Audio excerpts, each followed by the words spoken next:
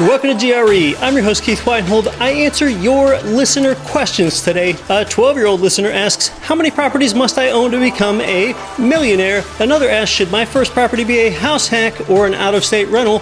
One question is about the imminent prospect of hyperinflation. Also, what are the forward-looking indicators to find the best future real estate markets? Those questions and more questions all answered today on Get Rich Education. Hey, welcome in to GRE. I'm your host and founder, in fact, of this very show and all Get Rich Education platforms, a 20-year real estate investor and active member of the Forbes Real Estate Council. My name is Keith Weinhold. You probably know that by now. This is episode 445 of Get Rich Education. When I do these listener question episodes, I generally begin with some of the more basic questions. Today's first question comes from Taylor in Wooster, Ohio. Taylor is age 12, and he simply asks, how many properties must I own to become a millionaire? Well, thanks for that, Taylor. I don't often get questions from a 12-year-old. I love that you are listening, and the fact that you are greatly then increases the chances of you building wealth when you're an adult, yet young enough to enjoy it. Like a lot of questions in real estate, the answer to how many properties you must own to become a millionaire, it depends, all right? It depends on how profitable your properties are, how much they go up in value, and how much you're getting from the rents that you charge the tenants, how long you do a good job of keeping them as tenants, as well as how capable you are of controlling your property's expenses. So you could own as little as just one property and be a millionaire, Taylor. Owning more properties is better than owning fewer properties. That way, if you have one that isn't profitable, you are going to have profits that still come in from your other properties. And you can own more properties when you use part of your own money and part of the bank's money in owning the property. Now, Taylor, if you have $1 million, say that you just had $1 million in stacks all stuffed in your closet. You need to understand that that is not enough. You're 12 years old now, you might live another 80 years, well then you'd need that million to last you 80 years. Well, even a 50-year-old with $1 million stack of dollar bills in their closet, they would not have enough money to live on for the rest of their life. You might need closer to $10 million. That's called a decamillionaire. So think about setting your net worth target higher. Think perhaps then, how can I be a decamillionaire? But actually, you don't want to just think about the height of your stack of dollar bills reaching any certain number of millions only. I mean, that matters, but what matters more is how fast your stacks are growing. That's called cash flow. If your stacks are growing at a rate every year that meets or exceeds all of your expenses, then you are financially free. That's why it beats being debt-free. Another thing, Taylor, I know that your hometown of Wooster, Ohio, it's between Columbus and Akron. So although I'm not intimately familiar with Wooster at all, but I do know it's the county seat of Wayne County, you do tend to have markets nearby that can create cash flow really well. That's that ability to grow your cash stacks, hopefully to a height of $10 million someday. Thanks for your question, Taylor. It warms my heart to know that kids listen to the show. I remember shortly after launching the show back in 2014 that a dad and a son from New Jersey, they wrote in and they told us that they look forward to listening to the show together every week. And I like to do that family-friendly show from day one, a clean lyrics show since inception. I like to keep it classy. I like to make that show that would make my late grandma Weinhold proud. although she never really knew how to listen to this show or watch it. And that's part of my brand, and it warms my heart to see children in the audience like that. The next question comes from Matrell. I don't know where Matrell is from because some of our questions come in on our YouTube channel, but he says, I have a good job and $40,000 saved up, and I expect an upcoming boom in real estate, and I need $100,000 for a down payment. So does it make sense to gamble my $40K in the high-risk stock market to get up to the $100K sooner and then capitalize on the real estate purchase? If I lose the $40K, I'll recover it in time with my job over time anyway. If I win and I get it to $100K fast, I'll have my income property and I'll be off to the races with leverage in real estate pays 5 ways. If I simply tried to preserve the $40K in a savings account, I would lose that to inflation. All right, that's his question. Good, Matrell. Okay, you've got $40K. You want to get to $100K for your down payment on some rental property. Now, we have properties at GRE Marketplace where $30 or $35K is enough to get started. But with your $100K down payment for a property goal, I kind of sense that you have a specific purchase in mind. Of course, it's about getting your 20 to 25% down payment plus about 4% in closing costs. Those are as percentages of your purchase price. And you're going to want to hold on to some reserves as well. Well, to get your cash stash from $40K up to $100K, it has to do with your risk tolerance, Matrell. It sounds like you're open to risk with putting it in the stock market short term for you to try to reach your goal faster. So yeah, you would probably want to do that outside of a retirement account, since they generally have early withdrawal penalties. In a savings account, yes, you're aware that with true inflation, you would just debase your savings purchasing power. If you're open to risk, I guess one could get in and out of crypto at just the right time. If you do that, I'd choose Bitcoin. But whether you go with something risky like stocks or Bitcoin, the problem with that is that you have to get your timing right twice. Ideally, whether it's a Russell 2000 index fund or Apple stock or Ethereum, you want to buy close to a near-term low and then later sell it close to a near-term high. Well, that is more difficult to do than it sounds, and it's just one reason that stock, ETF, and mutual fund investors don't build wealth. One other thing I'll mention as you're trying to patch together your first real estate down payment is I-bonds. They currently pay a guaranteed 7%, and the way that they work is that the interest rate they pay you is the CPI inflation rate plus a fixed rate on top of that. And you can get I-bonds at treasurydirect.gov, but there is a $10,000 annual limit that you can put into I-bonds. And another disadvantage is that I-bonds, they cannot be purchased and held in a traditional or Roth IRA, Matrell. The I-bonds have to be held in a taxable account, but that might work for you in this case, Matrell, since it's a shorter term hold. Hopefully it's a shorter term hold anyway, until you've built up your $100K cash to get your real estate and hopefully be off to the races getting paid 5 ways. The next question comes from Kevin. He asked this one quite a while ago. What are the forward indicators you use to select your MSAs? Typically, population growth and employment are 2 of the indicators I look at, but I'm so often looking at them in arrears, and I'd like to look at something that's forward-thinking. So any guidance you can provide around metrics and where you get those would be extremely helpful. Thank you. All right, so Kevin asked about the forward-looking indicators to select MSAs. He typically looks at population growth and employment.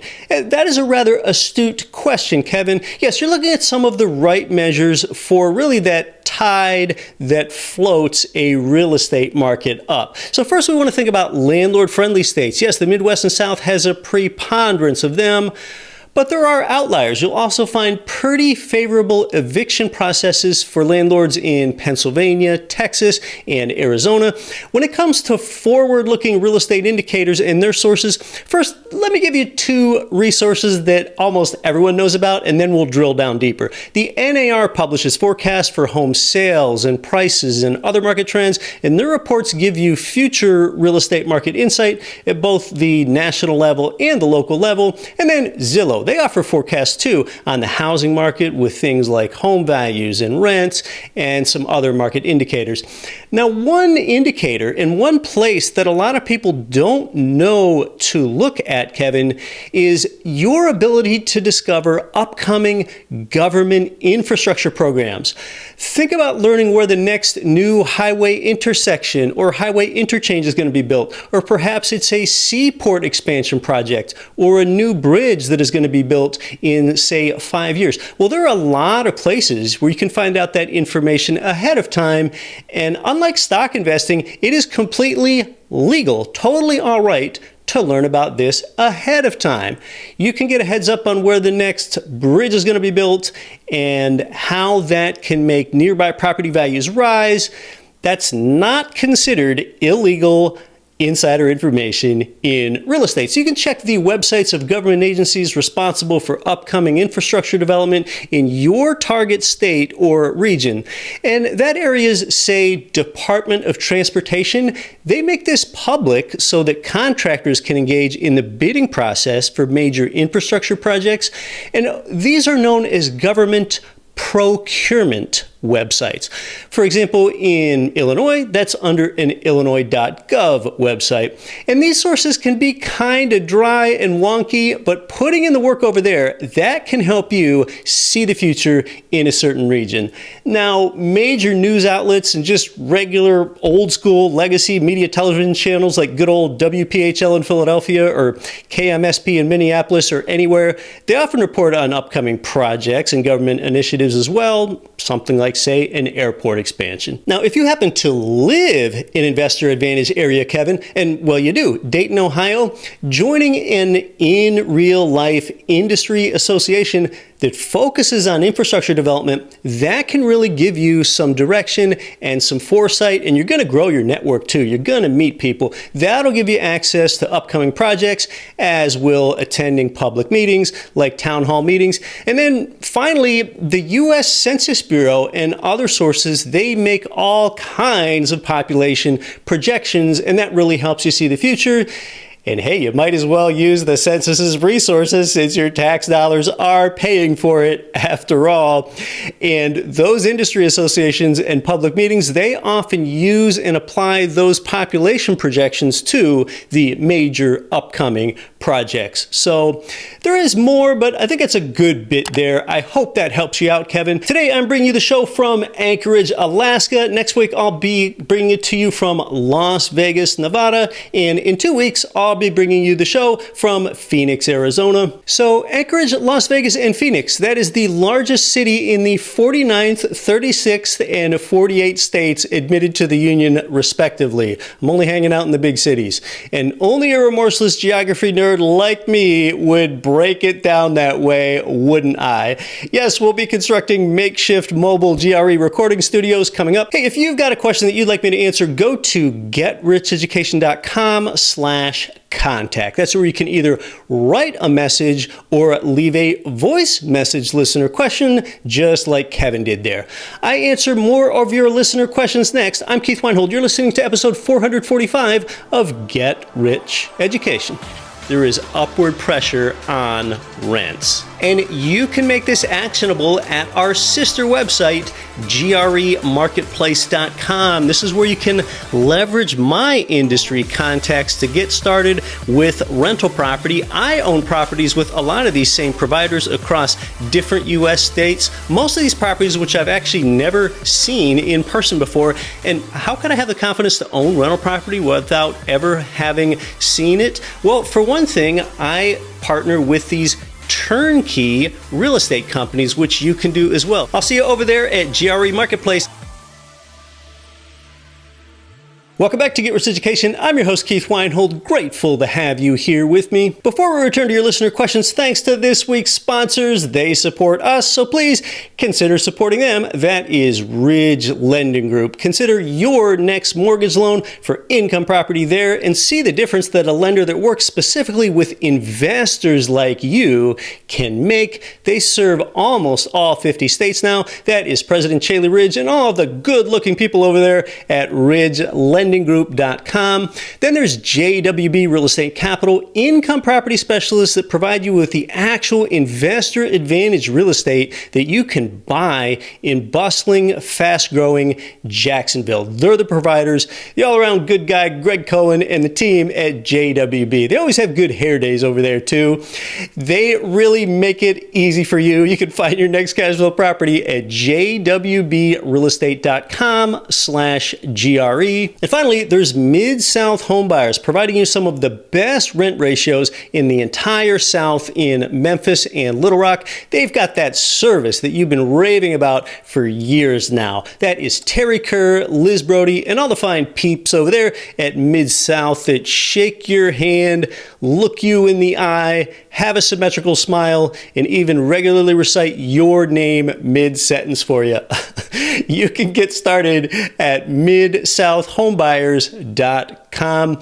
And I have been inside the physical offices of all three of those sponsors that I just mentioned. If your company is interested in advertising on GRE, let us know. We'd like to check you out first. Just like listener questions, you can also indicate that on the same page. Let us know at getricheducation.com/contact. If you look closely, you'll see the advertising inquiry area there.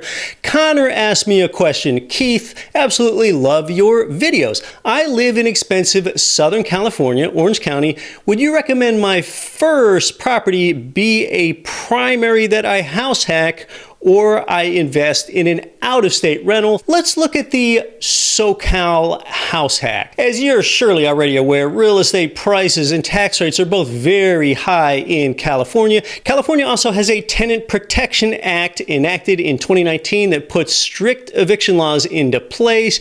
You might have rent control there too. Now, as a SoCal house hacker, that could, of course, take the form of buying one big single-family home where you live in one of the rooms and rent out the others.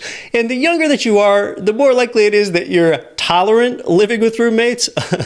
If you want to stay alone or with your spouse or whatever and you want privacy, then you would instead get into a duplex, triplex, or fourplex and live in one of the units. And in any one of those single-family homes up to fourplex, you can use an FHA loan and pay just 3.5% down, or a VA loan if you have VA benefits and pay 0% down. And with either of those low down payment programs, though, you must live on site, usually for at least a year. FHA recently approved 40-year mortgage loans, and they're going to roll out next month. Yeah. In Orange County, California, with really high prices, it might take a fixer-upper type home to make it affordable, and if you aren't handy, that's a disadvantage on the house hack. SoCal is simply one of the most disadvantaged places in the nation for long-term rental property, although there can still be some ways to make it work there. And then if you go out of state, you can make it really passive. It won't be an active thing for you to do like it would be for you there in Orange County. Now, the downside of buying an out-of-state rental, like through GRE Marketplace, is that it's going to take a 20 to 25% down payment, but you can still find respectable properties in safe neighborhoods in, say, Memphis for as little as $100 to $120K. That means you might not have to come out of pocket for that much more than you would with a SoCal rental, even if you had a lower down payment there, like with those programs I talked about. And of course, the big advantages of the out-of-state rental are low purchase prices, high rents, advantageous landlord-tenant laws, and your property is already renovated or it's brand new and it is turnkey property managed if you so choose. That's exactly why a lot of people are choosing out-of-state properties, at GRE, Marketplace. Those are some of the major trade-offs. Connor, thanks for the question. The next question comes from Jesse in Reno, Nevada. Jesse asks, with high inflation for 2 years and cyclical trends entrenched, more nations making foreign deals outside the dollar, and the Treasury printing dollars like mad, I cannot believe the price for a shopping cart full of groceries at Safeway anymore. Are we headed for a hyperinflationary period within the next decade? Okay, well, that's an interesting question, Jesse. Inflation is an awful malady. It disproportionately affects the lower classes more than the upper classes. But do I believe that there's any significant chance of hyperinflation in the next decade, Jesse? Let me squarely answer that for you. But first of all, a lot of people, not necessarily you, Jesse, but a lot of people, they throw around the term hyperinflation without really knowing what it means at all. And a consensus of economists, they define hyperinflation as an inflation rate of 50% or more every month. Yes, month. And with compounding, that would be inflation of more than 600% per year, not the closer to 6% reported CPI inflation that we've had lately. Maybe real inflation is 12. We could very well have longer term waves of recurring inflation. In America, our debt to GDP ratio is high. It's about 120% right now. Back in 1990, for comparison, it was just 55%. Now, our debt to GDP ratio, it also hit 120% way back in the 1940s, but that was as a result of us having to pay for World War II. And the productivity of the 1950s quickly brought that ratio down. Here's the problem. Today's 120% is not due to war. It's due to all these politicians' various accumulated promises over time, and that includes continuous military spending. And, historically, every single fiat currency ends with the end of that currency. Every single one goes to die. The British pound is the world's oldest currency that is still in use today. But to get to hyperinflation, it generally takes two key factors. All right, first, a nation needs to have debts denominated in a currency that they can't print. That nation can't print their way out of that debt. Now, for emerging markets, it's often dollar-based debt that they have, and those nations cannot print dollars. That's the problem. 100 years ago, Weimar Germany, they had gold-based war reparations. All right, well, that was their problem because you cannot print gold. So they printed massive amounts of their currency. And in more modern times, Venezuela and Zimbabwe have experienced hyperinflation. So yes, it happens, but it's certainly not common. So that's the first reason. And the second key reason that hyperinflation occurs is when there's no foreign demand for your currency, so you hyperinflate it. So to create hyperinflation, it takes a tremendous amount of printing plus no demand for that currency. Those are two big factors that lead to it. And America still has foreign demand for our dollar, and there's still a lot of debt denominated in the dollar globally, a lot. Well, that represents demand for it, and since the U.S. can print its own currency, we're not very likely to default on our total of $32 trillion of debt is what we've accumulated now. We're not very likely to default on that at all. So we are motivated to let inflation keep running, debasing our debt, and that inflation will run at whatever fluctuating rate, Jesse. So to answer your question, I don't think you're going to get any grocery shopping relief there in Reno, Nevada, but no, there will not be any hyperinflation in the United States in the next decade. And as far as the prolonged elevated inflation that we're having as a listener, I think you know how to get on top of that and beat that by now. Own real assets. If you own a house, have a 30-year mortgage on it. Don't have it paid off. You need a mortgage to benefit the most. Thanks for the question, Jesse. Our last question comes from Zach in Claremore, Oklahoma. Zach asks, Keith, is there such a thing as being over-leveraged? Would you finance everything you can as long as you can create arbitrage? Oh, that's a great question, Zach. Arbitrage basically just means profit. The short answer is yes, I would. I would finance everything up as much as I could without being over leveraged. Now, what over leverage means in general out in the larger business world is that you borrowed too much money in relation to your ability to pay it back.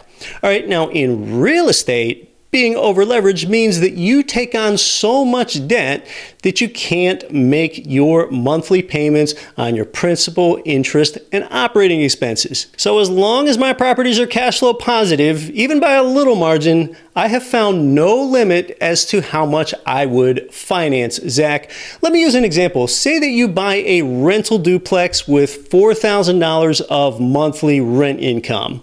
Your mortgage and all of your long-term operating expenses, say they're $5,000. Well, that leaves you with a negative cash flow hole of $1,000 every month. Well, $1,000 per month hole, that's a $12,000 each year hole that you have dug. If you're financially precarious elsewhere in your life, well, that can be a difficult hole to fill in, and you could descend into delinquency when you miss your first payment on that property, and then deeper into foreclosure when you're several months behind, and then the bank takes over your property, and you lose your property, you could lose your credit score, and you could lose the ability to get new loans for years because you were over leveraged. You've borrowed too much money in relation to your ability to pay it back since your rent income was $4,000 and your expenses were $5,000. Well, when you buy right, that's not likely to happen. First of all, your mortgage loan underwriter, they're going to check and make sure that you have enough income and enough reserves to meet their qualification standards before you get the loan, the mortgage there in the first place. All right, so that is one check against becoming over leveraged, but yet things could still go wrong. For one thing, with FHA loans, your debt to income ratio can be an eye-popping maximum of 57%, and you can still get the loan, but you're usually going to be buying your out-of-state rental property with a conventional loan. Now, instead of becoming over-leveraged, you would buy in the opposite scenario, projecting positive cash flow from day one. So on your duplex instead, if you had just $4,200 of rent income and $4,000 of expenses, well, you've only got $200 of cash flow, but that's a good enough cushion in most cases. And like I've described on previous episodes, historically, your rent income rises faster than your expenses since your mortgage principal and interest payment stays fixed. And that's why over time, you often widen that delta from $200 cash flow so that it just keeps widening to a greater and greater cushion. So to review, you're unlikely to find yourself over leveraged if your property's income exceeds your expenses on day one when you have predominantly fixed rate loans. And then another measure of protection is when you own properties in multiple job growth markets, in multiple states even, you're better protected against any changes in the law or regulations or changes in that region's economy or even any detrimental disruption to your property management in each of your chosen investment areas. I dislike over leverage, but I do like high leverage because leverage makes compound interest feel really slow when you see what's really happening. And it is best to finance your properties even though mortgage rates aren't as low as they were 2 years ago. Look at it this way. With 20% down, you could buy 5 finance properties instead of 1 all cash. And over time, 5 properties appreciating, they're going to build you more wealth than having just 1 appreciating. If the properties, though, say they don't cash flow with only 20% down, all right, well then get 3 properties with 33% down each. That's going to accelerate your wealth building and help you control the mortgage at the same time. And then if mortgage rates go down, you can still refinance. And if rates don't go down, well then you're going to be glad that you bought multiple properties instead of 1. Thanks for the question, Zach. I hope you enjoyed listener questions today. I haven't done them for a while. If you did, please go ahead and tell a friend about the show. Also, if you've ever wanted to tell me what you think about the show, there's a great way for you to do that, and I'm going to see it and read it myself. You know, I recently learned that in Apple Podcast Germany, we have only 3 podcast reviews in that entire nation on that platform, and that prompted me to ask you, whatever nation you're in, to please, you don't have to, but if you'd be so kind, leave a podcast review. When you do that, it not only helps our show reach more people, but I actually do read your review of the show, so I get that feedback myself. So if you like what I'm doing here, I'd be grateful if you went ahead, whatever your podcast platform is, and just go ahead and Google how to leave an Apple Podcast review or how to leave a Spotify review, and go ahead and do that. Leave a rating and review for the Get Rich Education podcast, and I'd be grateful. Well, hey, I hope you found one or more listener questions today that really relate to you or your interests or your unlimited wealth building potential. Thanks in advance for telling a friend about the show and for your rating and review. Until next week, I'm your host, Keith Weinhold. Don't quit your daydream.